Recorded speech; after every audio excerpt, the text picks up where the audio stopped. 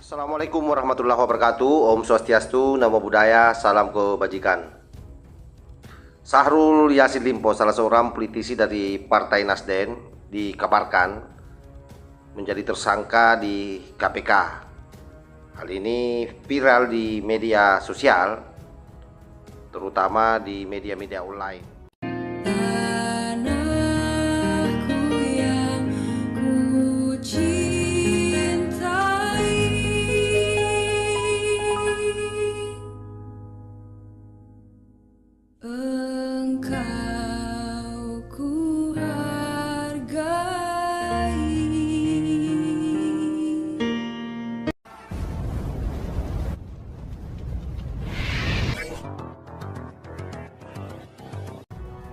Politisi Nasdem, dalam hal ini Haji Syahrul Yassin Limpo, dikabarkan tersangka pada beberapa proyek di Kementerian Pertanian, dan hal ini dikabarkan oleh media online, begitu santer diberitakan. Kita tahu bahwa Syahrul Yassin Limpo ini salah satu kader daripada Partai Nasdem yang juga mantan gubernur Provinsi Sulawesi Selatan.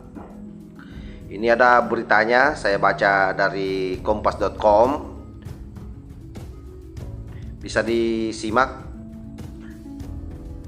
Hasil gelar perkara KPK, Syahrul Yassin Limpo diusulkan jadi tersangka. Tempo.co, Jakarta. Komisi Pemberantasan Korupsi sedang mengusut kasus dugaan korupsi di Kementerian Pertanian. Saat ini masih proses penyelidikan. Mohon maaf, belum ada yang bisa kami sampaikan, kata Pelaksana Tugas Deputi Penindakan KPK Asep Guntur Rahayu saat dikonfirmasi pada Rabu 14 Juni 2023. Syahrul beserta dua anak buahnya diduga telah melakukan perbuatan tindakan pidana korupsi sebagaimana dimaksud pada pasal 12E dan atau pasal 12B Undang-Undang Nomor 20 Tahun 2001 tentang perubahan atas Undang-Undang 31 Tahun 1999, Undang-Undang tentang Pemberantasan Tindak Pidana Korupsi, dan pasal 3 Undang-Undang Nomor 8 Tahun 2010 tentang TPPU junto pasal 56 dan pasal 55 ayat 1 ke 1 KUHP. Informasi yang diperoleh Tempo, Syahrul Yassin Limpo selaku Menteri Pertanian bersama-sama dengan Sekretaris Jenderal Kementan Kasdi Subagiono dan Direktur Alat Musim Pertanian Muhammad Hatta diusulkan sebagai tersangka. Rencana penetapan tersangka ini berdasarkan ekspos yang dihadiri oleh seluruh pimpinan KPK pada Selasa 13 Juni 2023. Penyelidikan kasus ini dimulai sejak 16 Januari 2023. 16 Januari 2023 berarti ini sudah berjalan sekitar 5 bulan ya. Syahrul Yassin Limpo yang merupakan politikus Nasdem itu beserta anak buahnya diduga terlibat penyalahgunaan surat pertanggungjawaban atau SPJ keuangan negara dan dugaan gratifikasi di lingkungan Kementerian Pertanian tahun 2019 hingga tahun 2023. Ya, itulah. Jadi saya kira apa yang terjadi terhadap politisi Nasdem ini sudah yang kedua kalinya. Karena sebelumnya juga Kominfo terkait soal BTS yang nilainya juga fantastik. Ini belum ada nilai yang disebutkan dugaan kerugian negara dan masih dalam sebatas usulan sebagai tersangka berdasarkan informasi sementara dari KPK.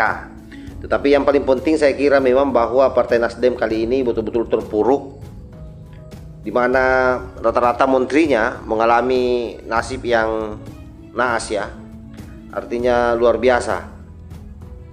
Sekelas Partai Nasdem yang kita tahu dulu Pak Surya Paloh pernah berjanji bahwa akan membubarkan partai ini bila ada kadernya yang korupsi, ya ternyata sampai hari ini juga masih tetap berleha-leha. Tapi itulah politisi ya, politisi itu ya begitu, kadang-kadang apa yang diucapkan lain yang dilakukan, atau hampir semua ucapan-ucapannya itu kalau mengarah pada